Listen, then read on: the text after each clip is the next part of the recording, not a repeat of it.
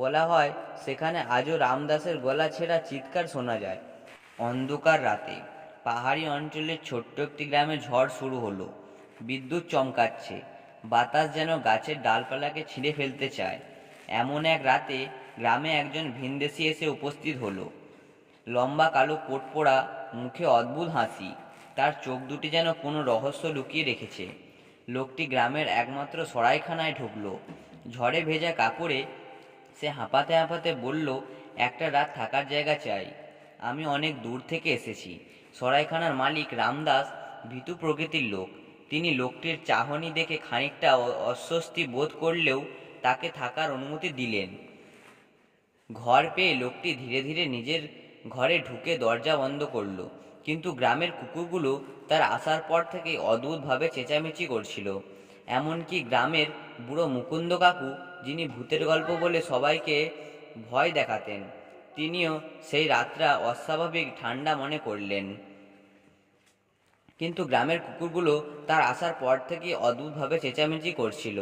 এমনকি গ্রামের বুড়ো মুকুন্দ কাকু যেন ভূতের গল্প বলে সবাইকে ভয় দেখাতেন, তিনিও সেই রাতটা অস্বাভাবিক ঠান্ডা মনে করলেন।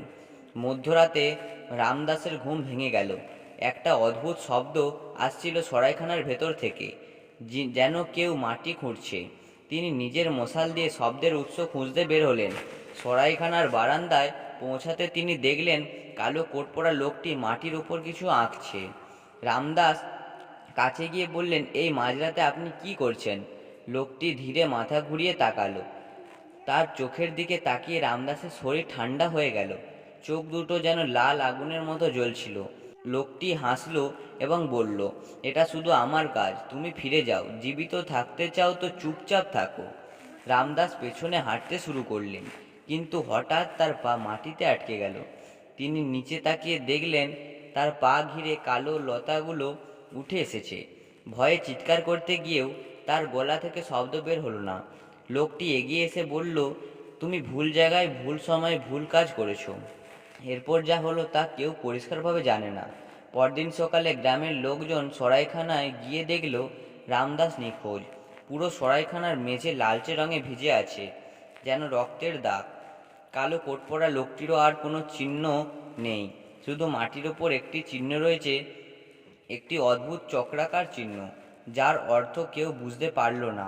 গ্রামের মানুষ সেই দিন থেকে রাতে সরাইখানার কাছে যায় না।